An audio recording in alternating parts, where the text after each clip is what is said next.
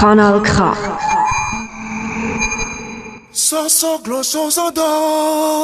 Radio à vous l'été, la voix de la résistance du peuple togolais.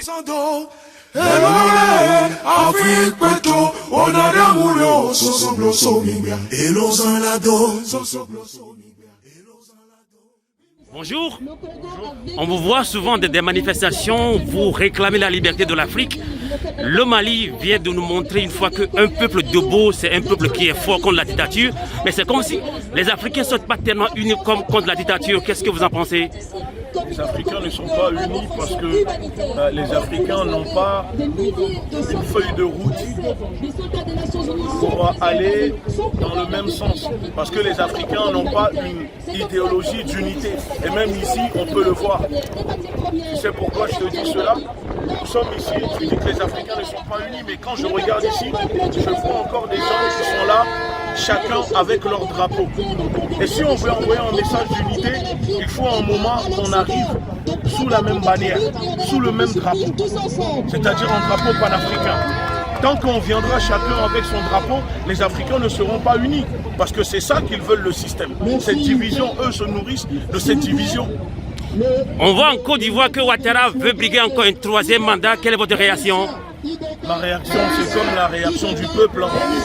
Quand on viole la Constitution, en tant que panafricain, je ne peux pas être d'accord. Mais il faut comprendre que si Ibeka a décidé de violer la Constitution pour vouloir se présenter une troisième fois, c'est tout simplement parce qu'il a l'autorisation du maître du marionnettisme, du SICAR, c'est-à-dire la bourgeoisie impérialiste française qui le soutient, pour qu'il ait cette confiance-là à vouloir défier le peuple africain de la Côte d'Ivoire. Aujourd'hui, on voit que les chefs d'État ont créé un syndicat entre guillemets pour perdurer la dictature. Est-ce que les Africains arriveront également à faire un bloc, à être en bloc contre la dictature? Qu'est-ce que vous en pensez? Les Africains pourront faire bloc à la dictature quand les Africains comprendront qu'il faut faire la révolution. Parce qu'aujourd'hui, le problème en Afrique, c'est que nous sommes trop dans une politique partisane. Nous ne sommes pas dans une politique patriotique. Chacun défend son clan, chacun défend sa partie. Il faut être dans une politique patriotique, une politique révolutionnaire, une politique qu'il faut, c'est-à-dire le pouvoir au peuple, conquérir le pouvoir, l'État, et non une politique où chacun s'entretue parce que l'autre veut le pouvoir. Et c'est ça qui fait que l'Africain n'arrive pas aujourd'hui. Il faut casser tout cela, il faut changer cela. Une dernière question. On sait que l'Afrique est jeune, il y a beaucoup de jeunes en Afrique. Est-ce que vous avez un mot à l'endroit de la jeunesse africaine? Ce que nous disons, ce que je dis à la jeunesse africaine, vous savez que la Ligue de défense noire africaine est présente en Afrique, en Côte d'Ivoire, au Togo, au Bénin. Et donc ce que nous disons à la jeunesse africaine, c'est qu'il faut se battre.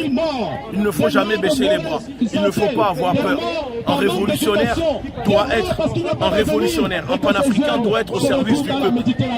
Nos intérêts, l'intérêt général du peuple doit passer, doit être au-dessus de l'intérêt personnel. Alors à la jeunesse africaine, je vous dis, mobilisez-vous, organisez-vous, structurez-vous et battons-nous tous ensemble, main dans la main. Ngeta, Aïbobo. Merci beaucoup. Radio à vous l'été, l'esprit patriotique.